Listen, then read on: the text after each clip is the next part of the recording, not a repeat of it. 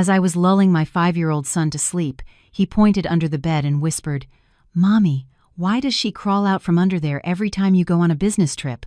A cold dread washed over me. I secretly investigated and then took action. The next morning, 3 ambulances parked in front of our house, throwing the entire neighborhood into chaos. The corporate shuttle from the manufacturing plant upstate dropped me off at the entrance to our gated community. The watch on my wrist had just ticked past 9 p.m. I pulled my small rolling suitcase from the shuttle, politely declining the driver's offer to help carry my things. I wanted to savor this rare moment of quiet solitude for myself. I stood before our home, a 4-story townhouse with a neoclassical design that my husband and I had poured all of our savings from 8 years of hard work into. A warm, yellow light filtered through the blinds of our second-floor bedroom window, softening my heart and melting away some of the exhaustion from 3 grueling days of overseeing the new drug production line. To everyone else, I was a woman who had it all. A stable career as the head of R&D at a major pharmaceutical corporation, a husband who was the CEO of a successful commercial real estate firm, and a well-behaved son. I inserted the key into the lock, turning it as gently as possible to avoid making a sound. The first-floor living room was silent, save for the faint blue glow from the aquarium lamp casting dancing, watery patterns on the wall. Maria, the young au pair from my husband's home state, had probably already gone to her room after a long day of wrestling with household chores. I tiptoed up the wooden staircase. As I passed my husband's office, I saw a sliver of light from under the door. Daniel was still working. His silhouette, focused and serious, was cast long upon the wall.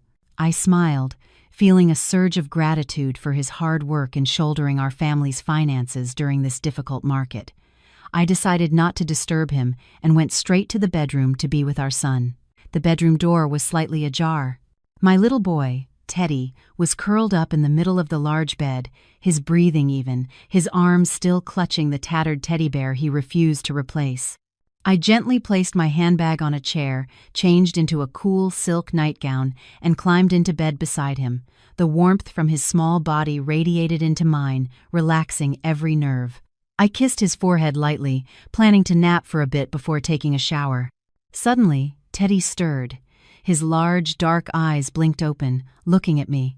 It seemed he hadn't been deeply asleep, or perhaps the coolness from my body had startled him awake.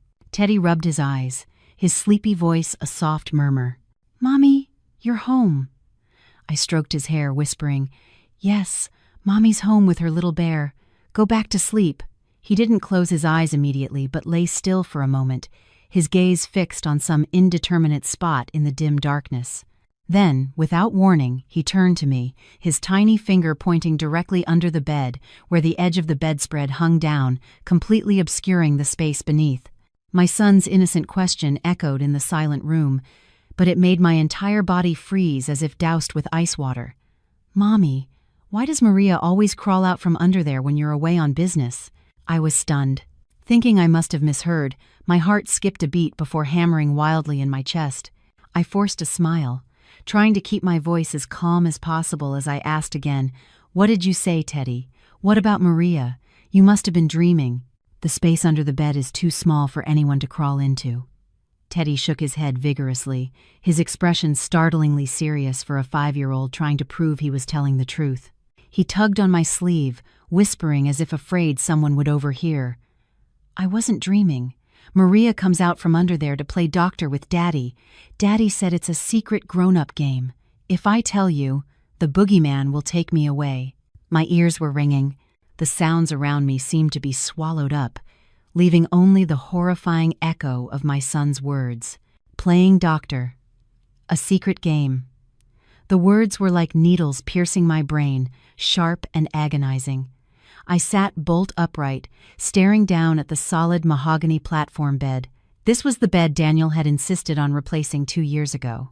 Citing reasons that the old one was bad for my back and for the house's feng shui, he had personally ordered it, supervised its installation, and constantly praised its sturdiness and elegance. The bed was designed as a solid block, sitting flush with the floor, completely enclosed on all 4 sides. It was so heavy I had never considered moving it for cleaning, only using a handheld vacuum for the crevices. A vague but chilling fear began to creep up my spine, spreading throughout my body. I remembered the times I had returned from business trips to find the bedsheets freshly changed, the scent of fabric softener stronger than usual, as if to mask another smell. I recalled Maria's furtive, evasive glances whenever I walked into the kitchen unexpectedly, and even Daniel, my exemplary husband, always seemingly busy in his study every night. Could it be that right beneath the comfortable mattress where I slept every night, in what should be a woman's most sacred sanctuary of happiness, lay such a filthy secret? I looked at my son, who had drifted back to sleep from exhaustion, and my hand unconsciously tightened on the edge of the blanket. Around 1 a.m., Daniel tiptoed into the room. He lay down beside me gently, his arm wrapping around my waist, as had been his habit for 8 years. I forced my breathing to remain even, pretending to be fast asleep.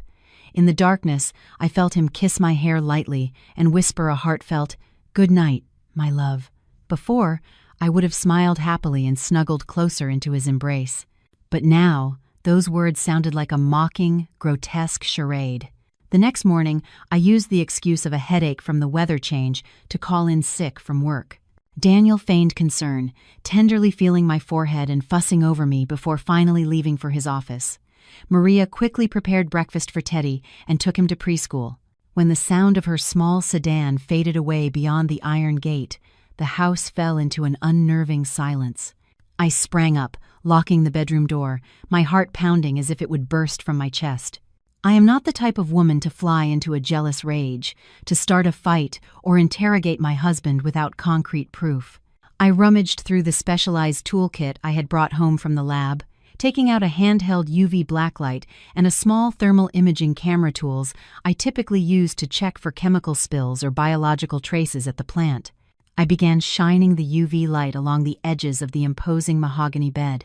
The purple light scanned over the glossy varnish, illuminating every grain of wood.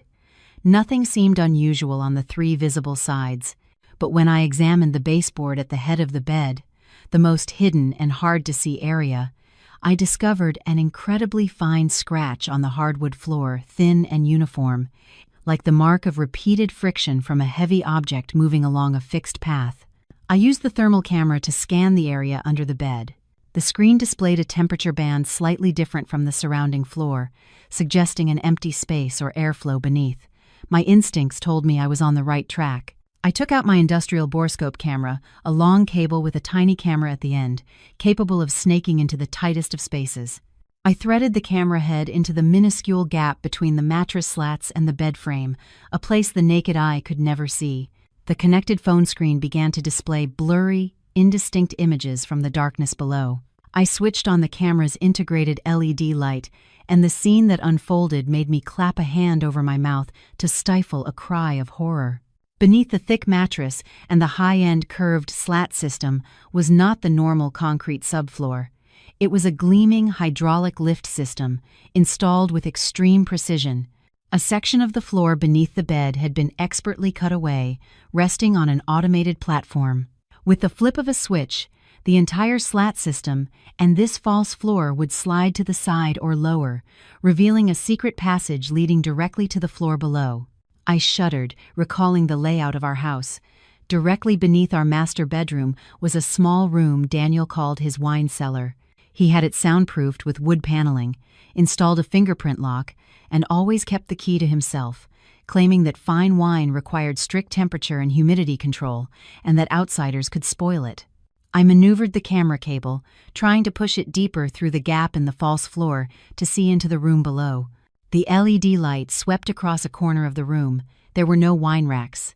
Instead, there was a double bed with wine-red silk sheets, a velvet-upholstered tantra chair, and on a small table beside the bed, a scattering of torn condom wrappers and a few bizarre sex toys. But the thing that made the blood freeze in my veins wasn't this sordid evidence of an affair. The camera panned across the table, stopping on a stack of papers lying haphazardly next to a half-empty bottle of wine.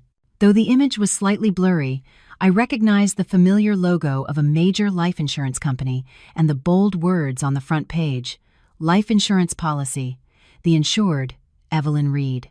My ears rang, and a cold current shot down my spine, colder than the air conditioning. Evelyn Reed was my name. Why was my life insurance policy in this secret, depraved room? And why had I never signed any such document? I retracted the camera, my hands trembling so badly I almost dropped my phone. I sank to the cold floor, leaning my back against the bed frame, a structure I now realized was not a cradle of happiness but the lid of a coffin, concealing a dark conspiracy waiting to swallow my son and me whole. The physical betrayal was merely the tip of the iceberg. Daniel wasn't just cheating, he was plotting something far more terrifying, a chess game in which my life might just be a pawn to be sacrificed. I sat at the dinner table, watching Daniel meticulously peeling an apple for Teddy. The light from the crystal chandelier shone on his face, highlighting his high nose bridge and the deep-set eyes I had once been so mesmerized by. He was still the same, the polished man, a respectable CEO in public and a model father at home. If it weren't for the borescope camera and the filthy images from under the bed, I would still believe I was the luckiest woman in the world. Daniel turned to me and placed a glass of warm milk on the table. The steam rose, carrying the rich scent of fresh milk. He smiled, the same smile that used to reassure me, but which now looked as cold as a scalpel. "Drink this while it's warm. You haven't been sleeping well." I added some Manuka honey a friend just gave me. "It's good for the nerves." I took the glass, feeling the warmth spread through my palm, but my heart was frozen. Good for the nerves. The phrase echoed in my head like a curse. I raised the glass to my lips, glancing at Daniel through the faint steam. He wasn't staring, but I could see him watching me from the corner of his eye, waiting for me to swallow the milky white liquid. I pretended to take a small sip, then suddenly clutched my mouth and coughed a few times. "Oh, it's too hot. I forgot to blow on it. Honey, can you get me some napkins?" Teddy dropped some apple on his shirt. Daniel quickly turned and walked towards the kitchen counter. Seizing the moment, I swiftly poured most of the milk into the personal thermos I had already opened under the table, then quickly wiped my mouth as if I had just taken a long drink. When Daniel returned, the glass on the table was more than half empty. He glanced at the glass, a flicker of concealed satisfaction in his eyes, before turning back to play with our son. That night, I waited until Daniel's steady snores filled the room before quietly getting up. I took the thermos containing the precious milk sample and silently hailed a cab to my company. As the head of R&D, I had my own key and access to the laboratory at any time. Under the cold white light of the lab, I tremblingly pipetted the milk into a test tube and ran it through the high-performance liquid chromatography machine. The low hum of the machine in the quiet night sounded like the countdown of a time bomb. The results on the computer screen made me grip the edge of the stone countertop to keep from collapsing. There was no Manuka honey. Instead, it was risperidone, an antipsychotic drug used for schizophrenia patients, but in a meticulously calculated dosage. If used long-term by a healthy person, it would cause symptoms like lethargy, memory loss, hand tremors, and emotional instability. I pieced together all the recent events, the times I'd forgotten my keys, the moments I'd snapped at Teddy for no reason, the constant feeling of exhaustion. It wasn't work, pressure, or age. I was being slowly poisoned by the man I shared my bed with. I remembered a furtive phone call of Daniel's I had accidentally overheard last week. His voice was sharp and anxious as he talked about a massive loan coming due and several coastal properties that were frozen assets. It turned out his real estate firm was just an empty shell. He was drowning in debt from failed speculative investments. And I, or rather, the multi-million-dollar biotech patent in my name was his only lifeline. But to sell it without my signature, he needed me to become legally incompetent, a mad wife, a mentally unstable mother. His plan wasn't just cruel. It stripped me of my dignity and my rights as a human being. On Sunday, Daniel lied that he was taking Maria to the farmer's market to buy organic produce for the week, but I knew better. Today was the scheduled prenatal appointment at the private clinic he had secretly booked. He needed the child in Maria's womb, likely to prepare for a new family after he had me committed to a psychiatric facility. After seeing their sleek car pull out of the driveway, I sent Teddy to his grandmother's, saying I needed to do a deep clean of the house. Once the house was completely empty, I took a deep breath and returned to the bedroom, the place that hid the passage to my personal hell. This time, I was more adept at activating the bed's sliding mechanism. The cellar door opened, and a musty smell mixed with cheap perfume wafted up. I walked down the narrow wooden steps, my heart pounding, but my steps were firm. The room was exactly as I had seen through the camera. But standing here in person, the feeling of suffocation and disgust was even more palpable. I put on rubber gloves and began to search every corner. Behind a fake wine rack, I found a section of the wood paneling that sounded hollow when I knocked. I pried the panel off to reveal a small, wall-mounted electronic safe. I didn't know the passcode, but my lab experience taught me how to find traces. I took out a vial of fluorescent powder used for detecting fingerprints on smooth surfaces and my UV blacklight. I lightly dusted the powder over the keypad, then turned off the room lights and switched on the UV lamp. The powder clung most brightly to 4 numbers, 1205. The numbers glowed in the dark like will-o'-the-wisps. 1205. May 12th, our wedding anniversary. I let out a bitter laugh. The sound echoed in the confined space like a sob. He used the most sacred date of our marriage to lock away his secrets of betrayal. The irony was crueler than 1,000 knives to the heart. The safe opened with a dry click. Inside, there was no cash or jewelry, only a thick file of documents. I flipped through the pages, my hands trembling. Loan agreements from predatory lenders with exorbitant interest rates, totaling tens of millions of dollars. The mortgage documents for this very house, where Teddy and I lived, which he had forged my signature on to submit to the bank, just waiting for the funds to be released. And at the very bottom, the most important document, the intellectual property transfer agreement for the biological formula, the very fruit of my life's work, the result of a decade of my youth spent in research. The recipient was a rival pharmaceutical company, the sworn enemy of my corporation. Daniel had sold me out. Not just our love, but my intellect, my sweat and tears, my entire career all sold to pay off the debts from his foolish ambitions. He saw me as a cash cow, to be milked dry and then sent to the slaughterhouse. I photographed every document, then put everything back exactly as it was. As I closed the safe door, I felt that the naive woman who once loved and trusted her husband had died in this cellar. The person who walked out was no longer the Evelyn of yesterday. I was a mother who had to protect her child, a scientist who had to defend her honor. I returned to the lab early Monday morning, but not for my usual work. My mind was consumed by a single formula, the formula for retribution. I opened the botanical sample cabinet and took out a small container of processed hairs from the Mucuna pruriens bean, which we had collected to study natural irritants. These fine hairs contain serotonin and enzymes. Even a tiny amount on the skin, especially when pores are open from sweat or heat, causes an unbearable itching sensation that spreads with scratching, feeling like thousands of fire ants biting from beneath the skin. I carefully extracted, refined, and mixed it with an ultrafine, colorless, odorless, inert powder. Under a microscope, these tiny particles looked like sharp, invisible glass shards. I packaged the final product into a small pepper shaker, labeled it seasoning, and put it in my purse. Next, I prepared a diluted solution of pure capsaicin oil, the active component in chili peppers, which had been deodorized to retain only its ability to cause mild but persistent irritation to the mucous membranes of the eyes and nose.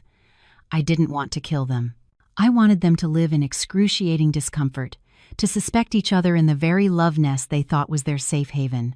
That afternoon, while Maria was busy cooking in the kitchen and Daniel was still at work, I slipped back down into the secret cellar.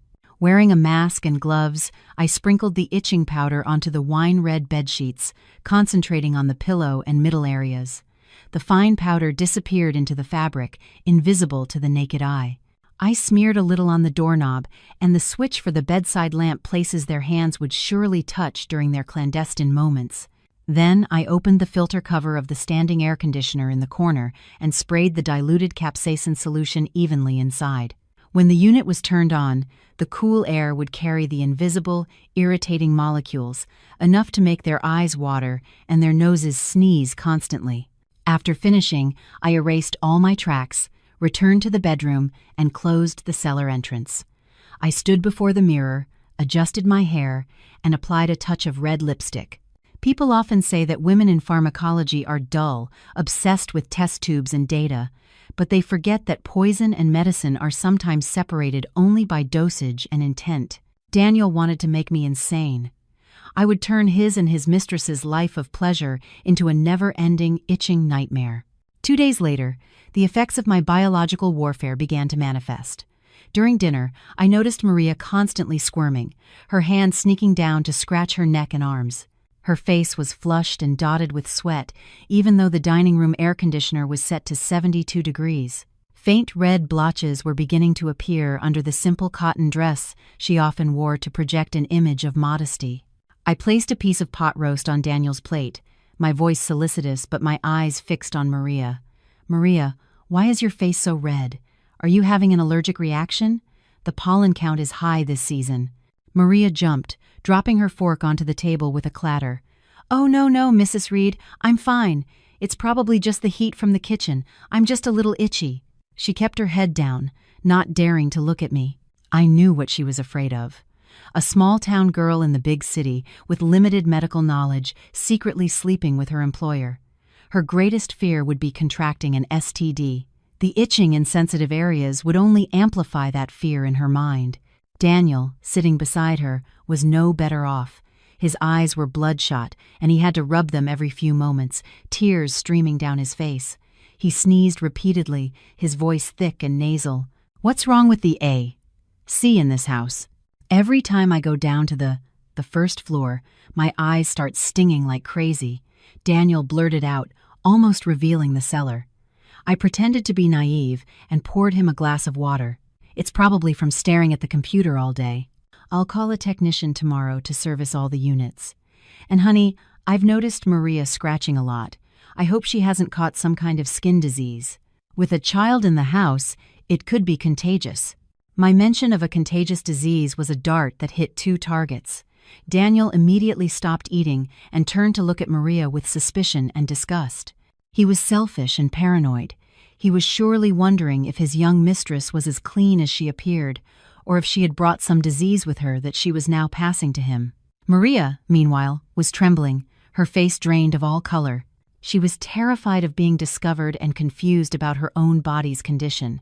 The more she scratched, the more the itch spread, growing as intense as a burning fire. That night, through the surveillance camera, I saw Maria tossing and turning in her bed, unable to sleep, sneaking into the bathroom repeatedly to check her body. And Daniel lay restless beside me, sighing heavily, getting up every so often to use eye drops to no avail. I lay still, listening to the scratching sounds of the betrayers, telling myself this was just the beginning. The seeds of suspicion I had planted in their minds were more toxic than any chemical, and I would water those seeds until they grew into a thorny tree that would tear their illicit relationship to shreds.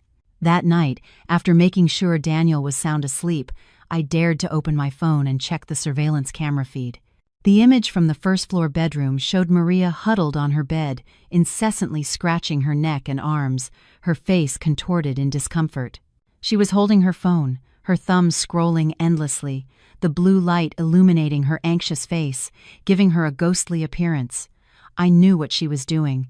For an undereducated and fearful woman like Maria, the internet was the only place she dared to seek answers for her unmentionable worries. I opened my laptop and logged into an anonymous account I had meticulously built months ago on a private women's forum called Motherhood Whispers. My username was Sage Woman, with an avatar of a hand feeling a pulse next to a pot of brewing herbs, exuding an air of credibility and mystery. Sure enough, in the private questions section, a new post had appeared 10 minutes ago from an anonymous account. But from the clumsy phrasing and characteristic spelling errors, I immediately recognized it as Maria's. She wrote, "Dear Doctor, I've been itching all over for days, and it gets worse when I scratch. Could this be a disease I caught from a man? Also, my boyfriend has been very tired and weak lately. What can I do to keep the passion alive?" I smirked, my fingers typing out the first response, adopting the tone of a seasoned, worldly-wise herbalist. I commented, "Hello, my dear. Your itching could be due to a hormonal imbalance aggravated by anxiety and stress. As for your man, if he is often tired and has night sweats, it's a sign of adrenal fatigue and poor circulation. If not treated promptly, I'm afraid the flame of passion will soon die out, and he may seek comfort elsewhere. My pseudo-medical jargon, targeting her fear of losing her financial support, made her cling to me like a drowning person to a lifeline. Just a few minutes later, my private messages lit up. Maria messaged me with an urgent tone. "Sage woman, please help me. I'm so scared, and I don't dare go to a hospital. Do you have any good remedies? I'll pay anything." I didn't reply immediately, making her wait in suspense for about 15 minutes to add weight to my words. Then I slowly typed back, "A disease of the mind must be treated in the mind first.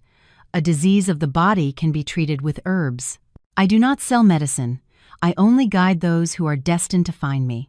For your itching, I will give you an herbal bath recipe to detoxify your system." As for your man, men his age face immense pressure, and an immoderate lifestyle can deplete their vitality. To keep a man, you must nourish him from the root. Maria hastily agreed. She complained that Daniel had been irritable lately, startled easily in his sleep, and their intimacy had become perfunctory. She didn't know that his fatigue was due to the crushing weight of his debts. I typed the decisive message, dropping the most tempting bait. "I have a family heirloom formula called Stallion's Vigor, specifically for treating exhaustion and helping men regain their youthful strength. But this remedy is very potent and must be used carefully and consistently. Would you like to try it?" On the other side of the screen, I imagined Maria's face lighting up as she replied instantly, "Yes, please, please help me. I will be forever grateful." The naive girl had no idea that the Stallion's Vigor she was about to receive was a one-way ticket to a state of paranoid delirium for them both. After gaining Maria's complete trust, I sent her a recipe for the tonic, which was actually a carefully measured combination of over-the-counter stimulants and mild psychoactive compounds. Maria obediently followed the herbalist's instructions, secretly buying the pills, grinding them into a powder, and mixing them into the herbal bone broth she often prepared separately for Daniel, under the pretext of nourishing him for his late nights of work. I watched on camera as Maria carried the steaming bowl of soup down to the wine cellar, her face beaming as if she were presenting an elixir of immortality to a king. Daniel took the bowl and slurped it down, even praising her for her improved cooking and thoughtfulness. He had no idea that every sweet spoonful was slowly eroding his last vestiges of sanity. Just 2 days after starting the tonic, Daniel began showing strange symptoms. At dinner, he frequently dropped his chopsticks, his eyes were dull, and he would occasionally jerk his head around as if hearing someone call his name. Once, while watching TV, he suddenly clutched his chest, his face pale, breaking out in a cold sweat. I pretended to be alarmed and rushed to his side. "Daniel, what's wrong? Is it your blood pressure again?" "Let me get the monitor." Daniel pushed my hand away, panting heavily. "No, I'm just tired. Don't make a fuss. My head is killing me." He didn't dare see a doctor, fearing the strange substances that might show up in his blood. More importantly, he was beginning to suspect his own body was betraying him. Maria, seeing her lover's strange behavior but also his increased vigor in the bedroom, an initial side effect of the stimulants, became even more convinced of Sage Woman's miraculous powers. She messaged me with profuse thanks and even asked if she should increase the dosage. I coolly typed back, "Haste makes waste, but if you want to hold on to him tighter, you can give him another dose in the morning." Maria's ignorance and greed became the sharpest knife, which I used her own hand to wield against the treacherous man. The pressure from his maturing loans and the buyers of my patent made Daniel increasingly impatient. He needed my certificate of mental incompetence, and he needed it fast. I noticed the dose of the white powder in my nightly milk had increased significantly. Instead of disposing of it all, I decided to drink a very small amount, just enough to create a slight dullness in my eyes while maintaining my mental clarity. I knew it was time for me to step onto the stage of this dark comedy and play the role he most desired, a madwoman. The opportunity came on a Saturday evening when Daniel invited an important business partner and his wife over for dinner. These people were influential investors, and Daniel wanted to use the image of a happy family to bolster his own crumbling reputation.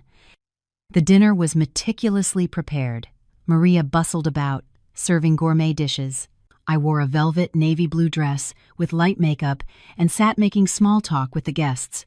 At first, everything went smoothly.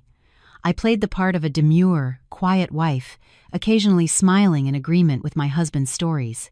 But as the wine took effect and a lull fell over the conversation, I began my performance. When Maria placed a steaming tureen of soup on the table, I suddenly stared at her, then fixed my gaze on the soup as if seeing something horrific. I pointed a trembling finger at it, my voice breaking. Blood. Why is there blood? Are you trying to kill me? There's a ghost under the bed. The ghost crawled up and poisoned the soup.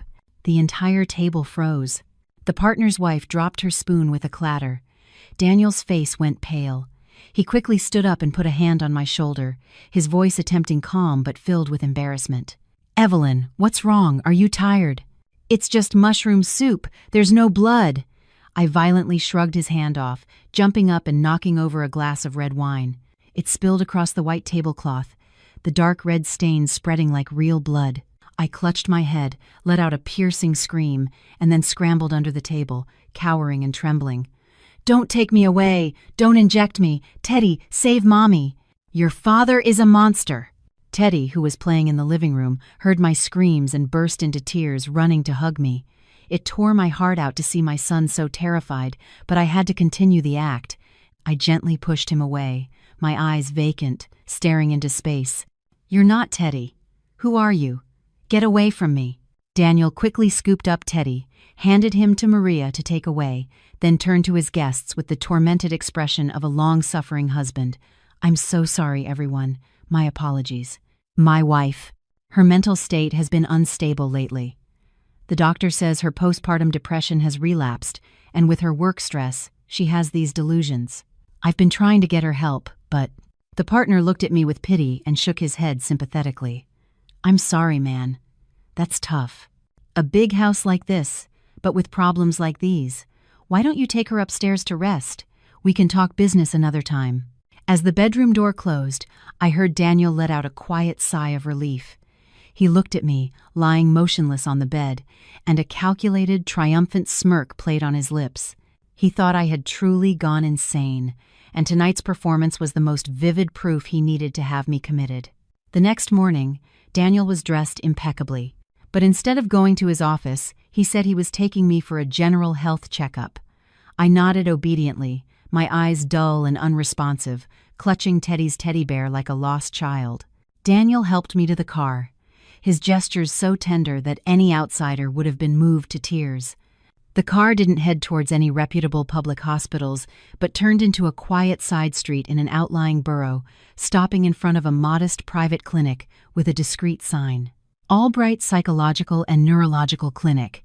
The doctor who greeted us was a balding, middle-aged man with gold-rimmed glasses and a permanent smile, but his eyes darted around like a cheap salesman's. Daniel seemed to know him already.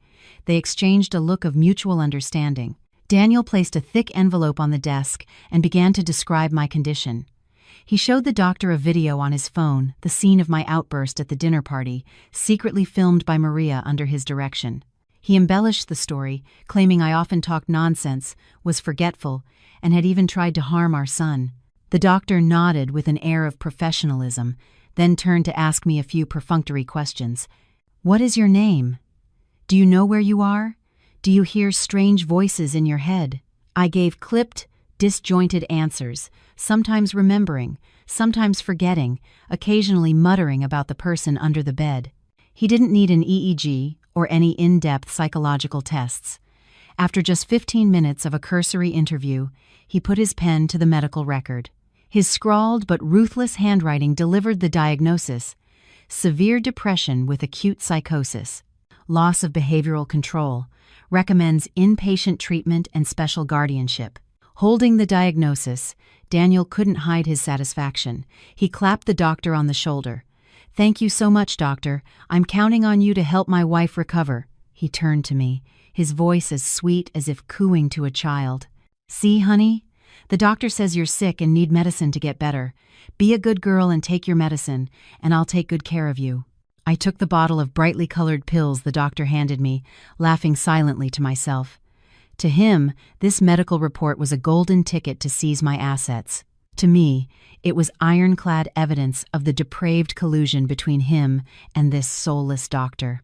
From the day she held the medical report confirming my mental illness, Maria seemed to shed her timid, small-town shell completely.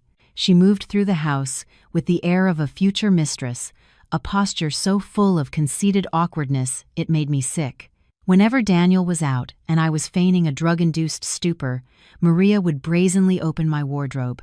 She'd hold my expensive silk dresses against her body, twirling in front of the mirror with a smug smile. She even dared to use my favorite Chanel lipstick, smearing the deep red across her chapped lips, trying to mimic a sophistication she could never achieve.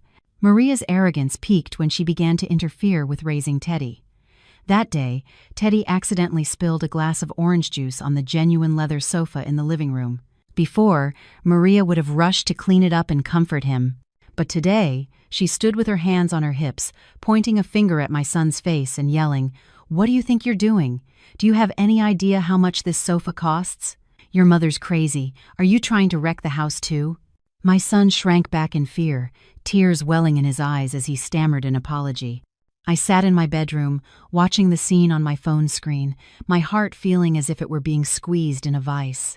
I wanted to storm out and slap that shameless woman, to tear apart the mouth spewing such venom at my child, but reason held me back. I knew that if I acted rashly now, all my painstaking patience would be for nothing. I had to let her arrogance inflate to its maximum, like an overfilled balloon, waiting for a single pinprick to burst. I swallowed my tears, engraving her every gesture and word into my memory. The more she acted out, the more complacent Daniel became. Seeing me lethargic and dazed every day, he felt secure, openly carrying on with his mistress in his study without even bothering to lock the door. He had no idea that his overconfidence was his Achilles heel. I continued to play the part of the mad wife, sometimes laughing hysterically or crying for no reason, which only made Maria more contemptuous. She started ordering me around like a servant. "Evelyn, get me a glass of water. Evelyn, move. You're in the way." I silently complied, my eyes vacant, but my heart was sharpening the blade of truth. The arrogance of the other woman was the perfect catalyst to accelerate the self-destruction of this unholy alliance. To bring down a castle, you don't need to attack from the outside. You just need to remove the cornerstone. For a patriarchal, image-obsessed, and calculating man like Daniel, that cornerstone was his pride and his bloodline. I knew Daniel was immensely proud of Teddy, seeing him as a perfect copy of himself, his heir. He could betray his wife, but he would never accept being cuckolded or raising another man's child. His overconfidence in his ability to control women would be his fatal flaw. Taking advantage of a time when Daniel took Maria to the supermarket, I sat down at my computer and, using the expert Photoshop skills I'd honed in college, created a nuclear bomb. I scanned a blank DNA test result form from a reputable genetics lab I had collaborated with in the past, then edited the details. Father's name, Daniel Reed. Child's name, Theodore Teddy Reed. Conclusion, no paternal genetic relationship found. I even carefully forged the lab director's signature and the official seal, printing it on thick, slightly off-white paper to make it look authentic. Looking at the flimsy piece of paper, I knew it held more destructive power than any poison. That evening, as was his habit, Daniel would read for about 30 minutes before bed. He was in the middle of How to Win Friends and Influence People, a bitter irony for a two-faced man. I stealthily tucked the test result between the pages he had bookmarked, then placed the book back on his nightstand at an angle where the paper would fall out the moment he picked it up. Then, I drank a sip of water, lay down, and began my performance. I pulled the covers up to my chin, pretending to shiver as if with a fever, muttering nonsensical phrases. Around 10:30 p.m., Daniel entered the room. He glanced at me with disgust before getting into bed. He picked up his book, intending to read a few pages. My heart pounded under the thick blanket. Each second felt like an eternity. A rustle of paper, followed by a dead silence that enveloped the room. I didn't dare breathe, peeking through a tiny gap in the covers. I saw Daniel's hand freeze. The paper had fallen onto his lap. He picked it up, squinting to read it. At first, there was bewilderment, his brow furrowed, then utter shock. He flicked on the bright bedside lamp, holding the paper close to his eyes, as if he couldn't believe what he was seeing. His face turned from red to pale, then to a purplish rage. His breathing grew heavy and ragged, like a blacksmith's bellows. The bomb had detonated. A guttural, animalistic roar tore through the night silence. Daniel violently threw back my blanket and grabbed me by the collar of my nightgown, hauling me up. "You goddamn bitch! Get up! Get up now!" he screamed, his voice cracking with uncontrollable fury. I feigned confusion, my eyes dull, and stammered, Daniel, why are you yelling at me? I was sleeping." "Where's Teddy?" He shoved the DNA test in my face, his hand trembling. "Look at this. What the hell is this? Explain it to me right now. Whose son is Teddy? I've been supporting you and your bastard for 8 years, just for you to cheat on me like this?" He slapped me hard across the face. The metallic taste of blood filled my mouth, but I felt no pain, only a grim satisfaction. This physical pain was nothing compared to what he had done to me. I held my cheek and began to cry, not in a plea for mercy, but with the bewildered sobs of a madwoman. "What are you talking about? Teddy is your son." "No, wait. He's the nice handyman's son," I giggled, my eyes wild. "The one who always came to fix the plumbing when you were away. He was so nice. He gave me candy and money."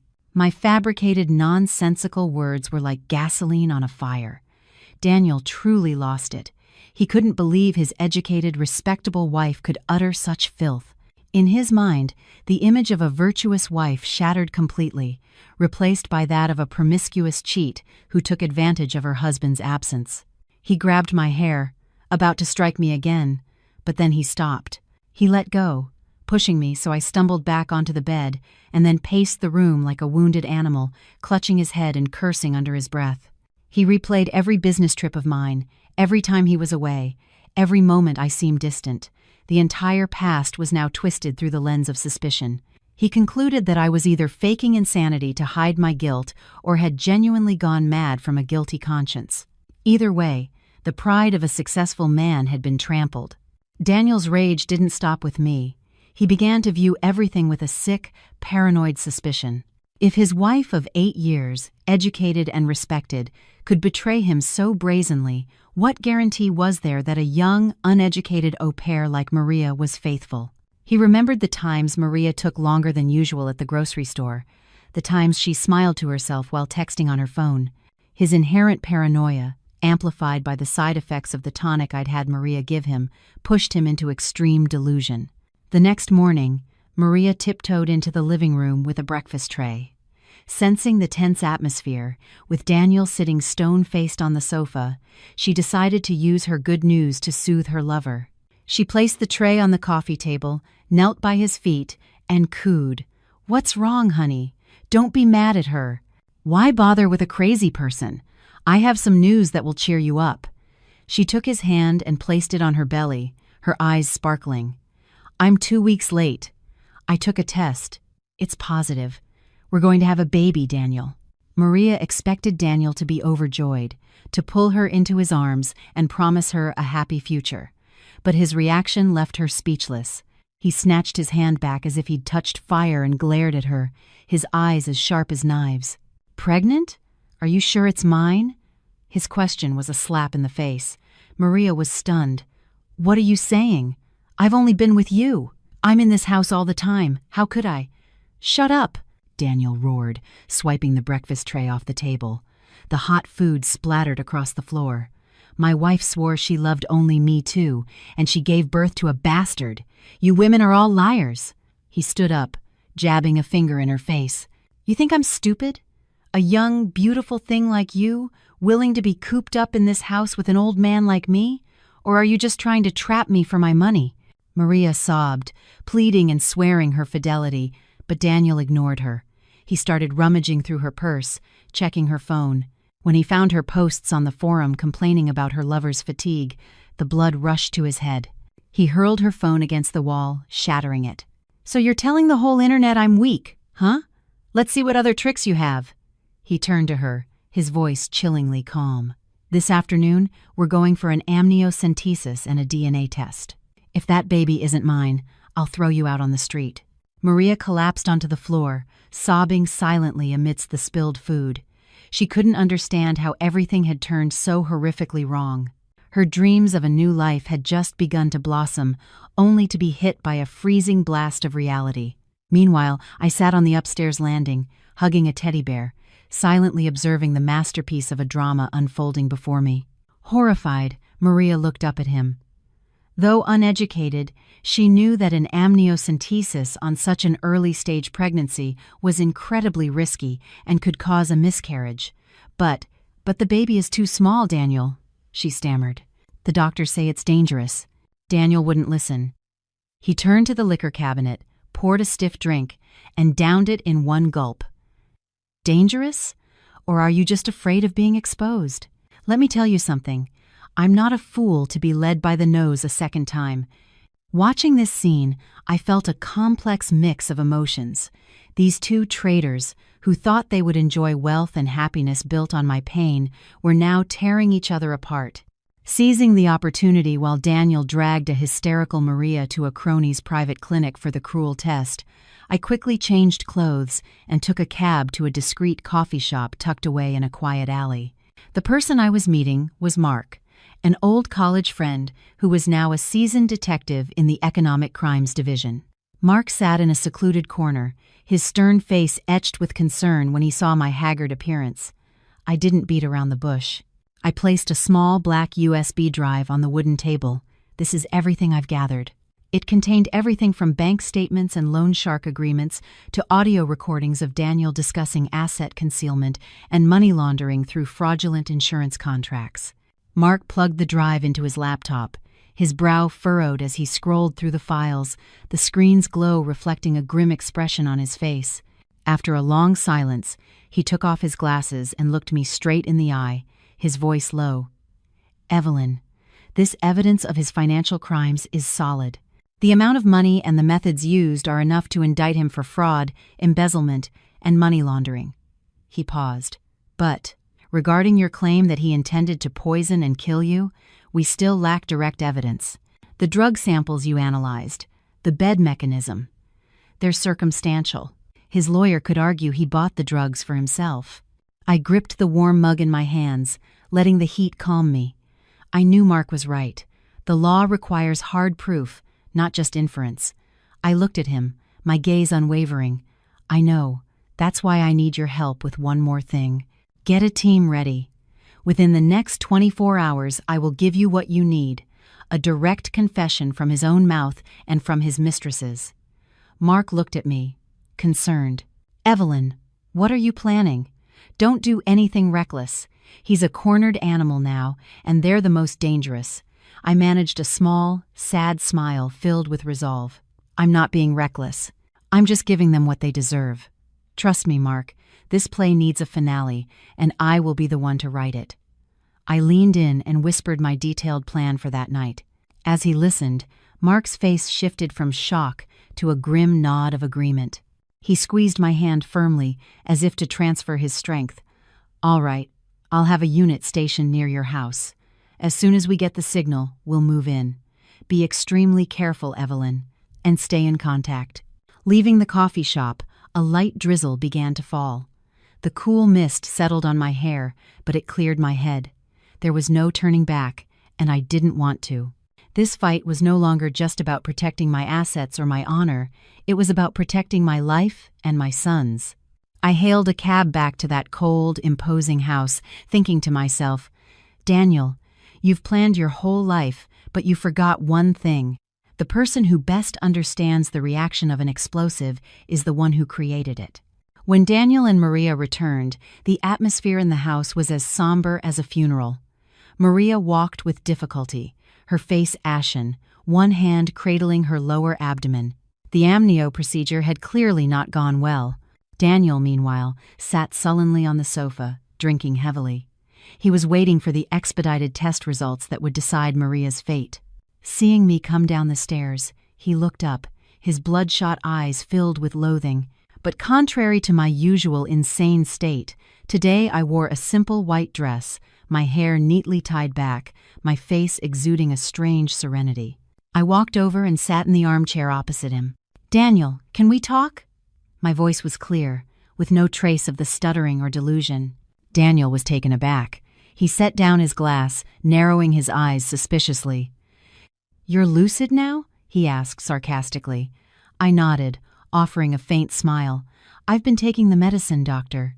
Albright prescribed, and my head feels much clearer. I remember things now, and I know I've become a burden to you."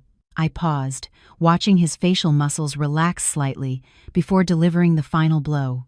"I agree to a divorce. I'll sign the papers and voluntarily check myself into a facility, just as you want.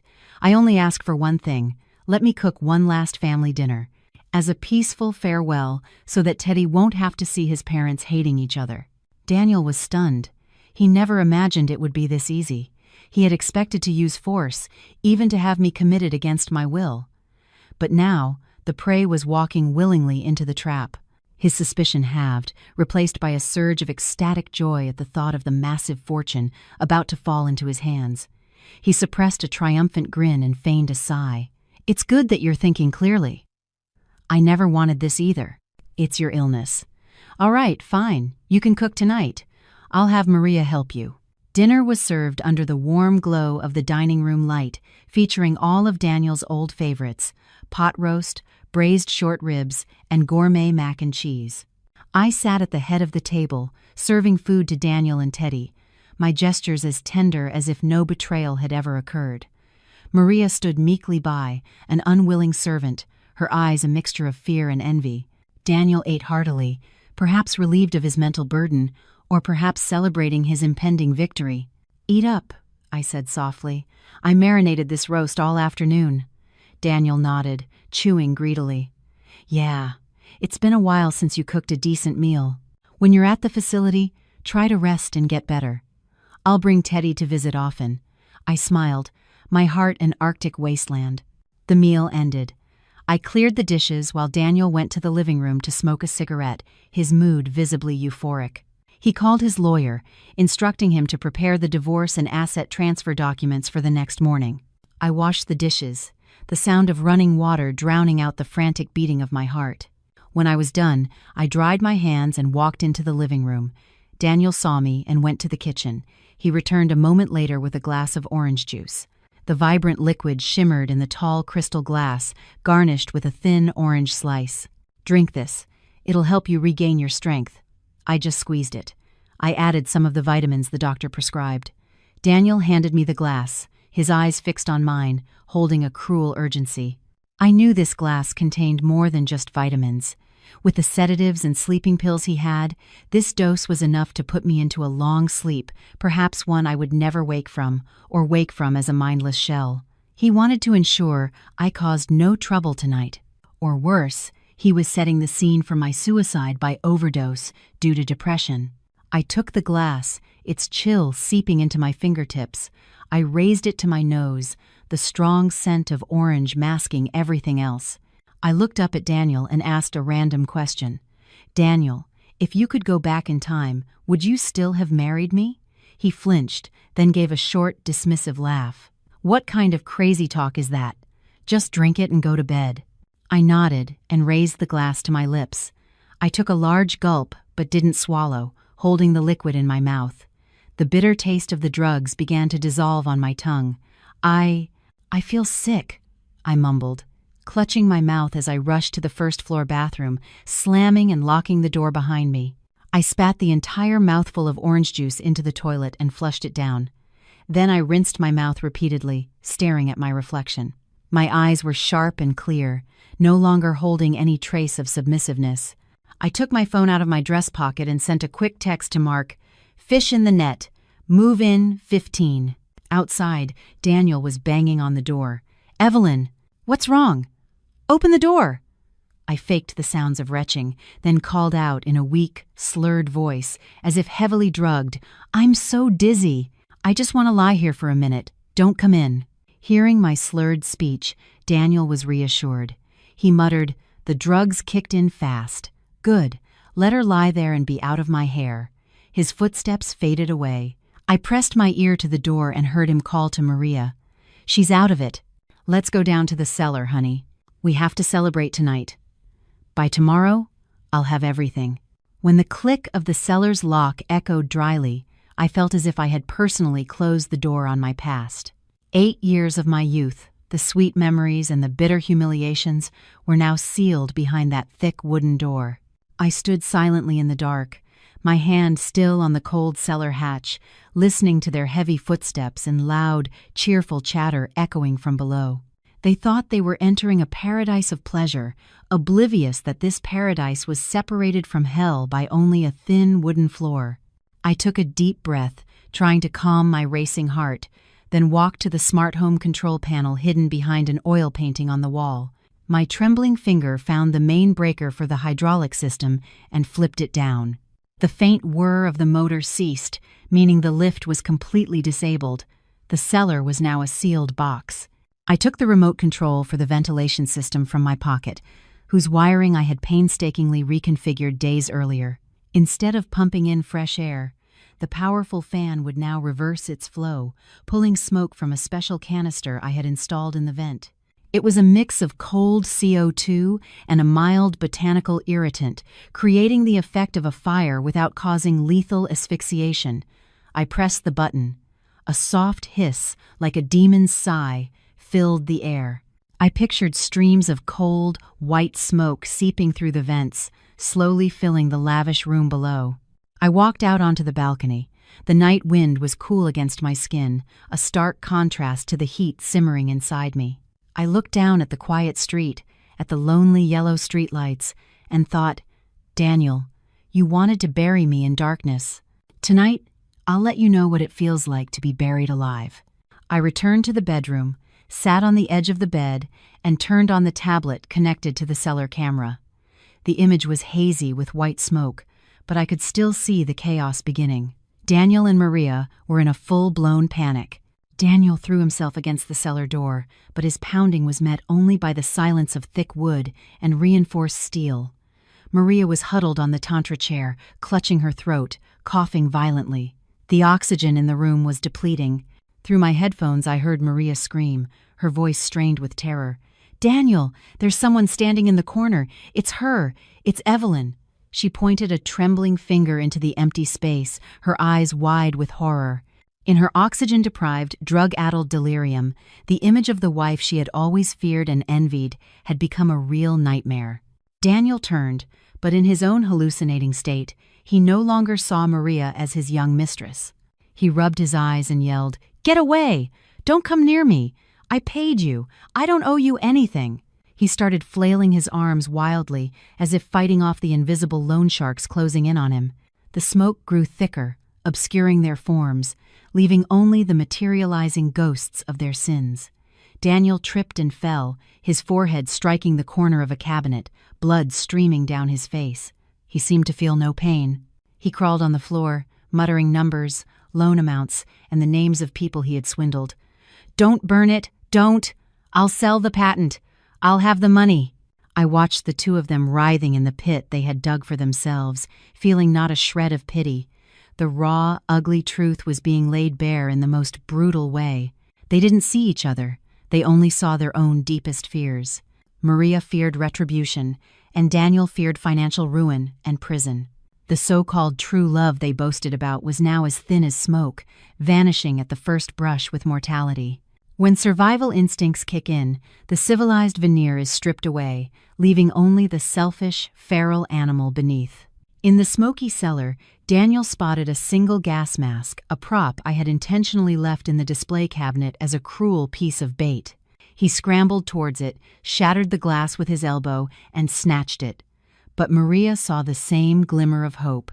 She lunged, trying to wrench the mask from his hands. "Let go! I'm your man! You have to give it to me!"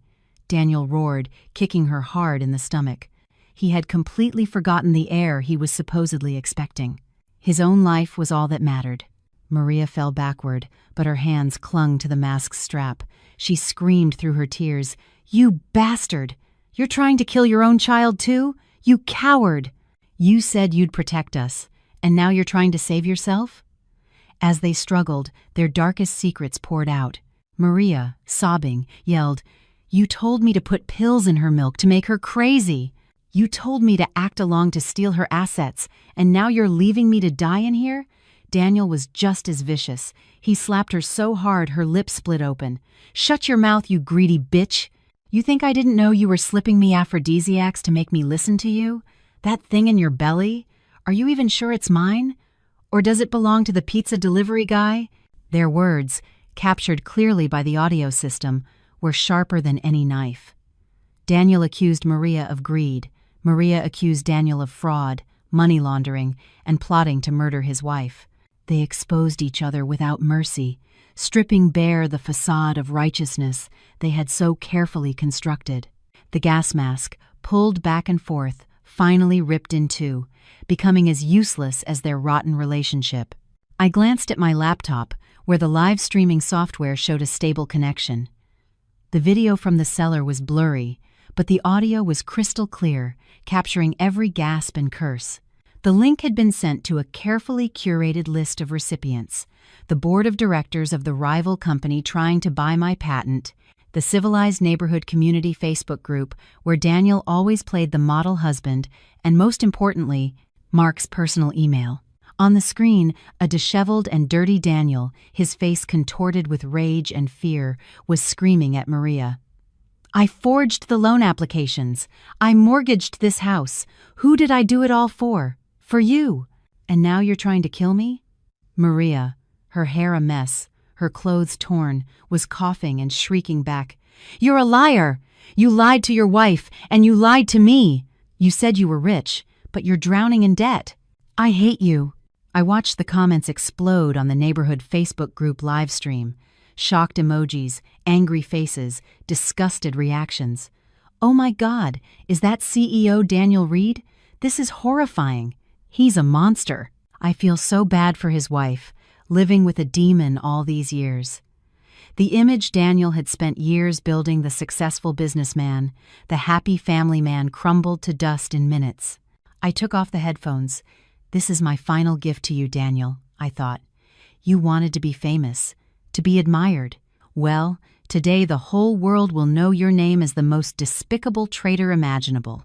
Amidst the cacophony of screams and coughs from the laptop speakers, I picked up my phone. My finger swiped across the cool screen and dialed Daniel's number, a number I had known by heart for a decade. The ringtone sounded shrill and bizarre in the confined, smoky space of the cellar beneath my feet. On the camera feed, I saw Daniel jump. He looked around wildly, as if hearing a call from the underworld. He fumbled on the floor, his grimy hand closing around the glowing phone. He pressed it to his ear, his voice broken.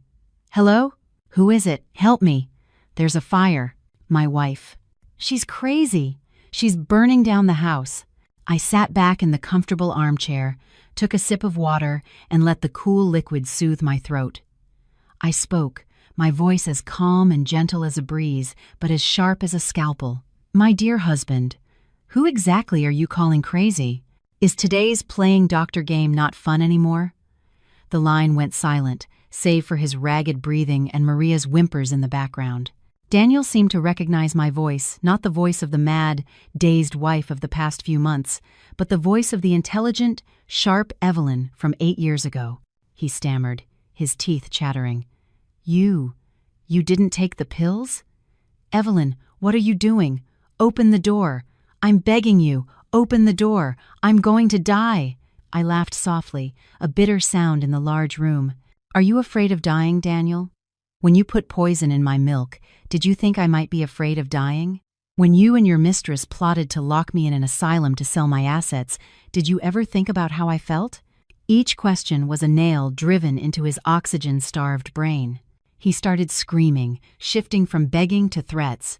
"You're a vicious, evil woman. You'll go to prison for murder. Open this door right now." I watched him on the screen, feebly trying to smash his phone against the wall. I lowered my voice, whispering my final words before hanging up. "Don't worry, my darling husband. I'm a law-abiding citizen. I don't kill people. I'm just helping you two see each other's true faces. Enjoy the last moments of your true love." I disconnected the call, leaving him to his despair. In the darkness of the cellar, with death looming, their masks had fallen away, leaving only the raw, brutal reality of the human heart. 15 minutes later, the tranquility of the wealthy suburb was shattered by wailing sirens. The flashing red and blue lights of police cars and fire trucks painted frantic strokes across the stately homes. Neighbors, who usually kept to themselves, poured out onto the street, whispering and staring. I stood on the second-floor balcony, watching the chaos below, my heart as calm as a placid lake. Mark led the tactical team, breaking through the iron gate. The thud of a battering ram against the front door signaled the end of a counterfeit empire. I ran downstairs and unlocked the door, my face a carefully practiced mask of horror. Mark gave me a subtle nod of reassurance. Firefighters quickly located the cellar entrance based on my directions. "Down there! My husband and the au pair. They're trapped! There's so much smoke, please save them." When the hatch was pried open, a plume of white smoke in reality, just harmless cold vapor and theatrical fog billowed out. Firefighters with oxygen masks descended. Minutes later, they emerged carrying 2 limp bodies. Maria was unconscious from fear and exhaustion. Daniel was barely conscious, his eyes wide and wild, muttering incoherently and swatting at invisible ghosts. The scene horrified the onlookers. The respectable man who lectured on morality at homeowners association meetings now looked like a cornered beast. The ambulances were waiting. Paramedics rushed them onto stretchers. As I stumbled out, playing the role of a woman who had just escaped death, the cameras flashed. My hair was artfully disheveled, my face pale and makeup-free. I leaned heavily on a young female officer. "Please, don't take pictures of my son," I pleaded weakly, my voice trembling. "He's just a child." A wave of sympathy washed over the crowd. Brenda, the head of the HOA, rushed over. "You poor thing, you and the boy get to the hospital. Let the police handle this." I nodded, tears streaming down my face. "Thank you." I was so scared. They were going to burn the house down. They said they were going to kill us. My half-finished sentence ignited the crowd's fury. On the way to the hospital, I looked back. Our house, once our pride and joy, now stood cold and desolate, wrapped in yellow police tape, a tombstone for our 8-year marriage. I held Teddy, who had slept soundly through it all, thanks to the noise-canceling headphones I had put on him. I kissed his forehead. "I'm sorry, little bear, but I promise, from now on, your world will only be peaceful." I closed my eyes. My performance as the perfect victim was a success, but I knew the wound in my heart would take a long, long time to heal. The next morning, the hospital was swarming. The story of the CEO, who trapped his family in a cellar, had gone viral. Reporters camped out in the hallway. A man in an expensive suit entered my room, Mr. Thompson, the investor Daniel was selling my patent to. "Miss Reed," he began with a strained smile. "These things are best kept private. If this gets messy, the company's stock will tank, and you and your son will suffer." He slid a thick envelope towards me. "A token of my sympathy. Perhaps you could tell the police it was just an electrical fire." I looked at the envelope, then at him, my heart filled with contempt. I slowly sat up, pulled the IV from my arm, and played the audio recording from Daniel's computer of their conversation from last week. Thompson's voice was clear. "Just get that psych evaluation for your wife, and I'll wire the first 30% to your offshore account." His face turned ashen. Where did you get that?" I smiled coldly and hit send, forwarding the file to a group of financial journalists waiting outside.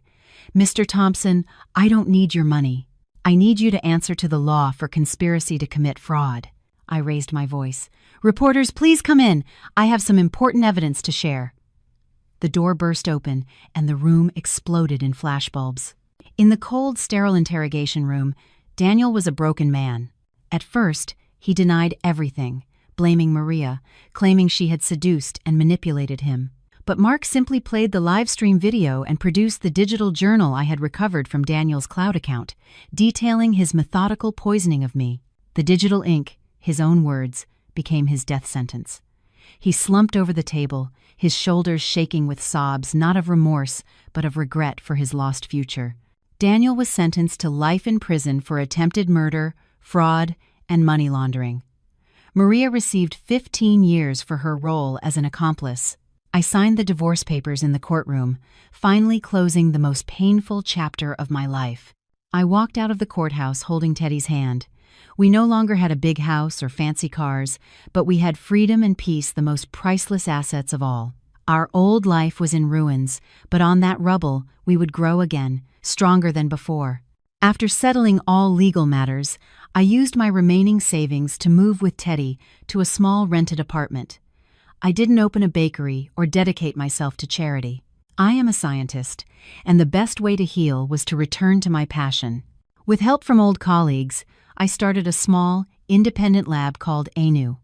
We focused on developing affordable treatments for postpartum depression, a cause I now understood on a visceral level.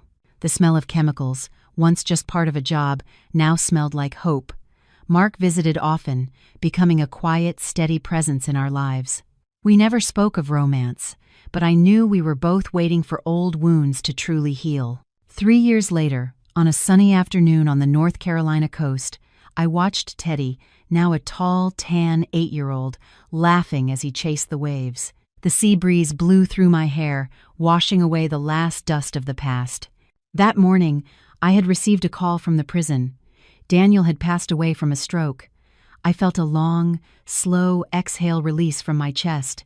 His death was the final, quiet end to a sad story. Teddy ran up to me. "Mommy, why do you look sad?" I smiled and shook my head. "I'm not sad, honey. I'm just thinking about a chemical reaction." I took his small hand and pointed to the vast ocean. "You know, life is like a big experiment. Sometimes you get impurities, unexpected reactions, things that cause explosions and pain.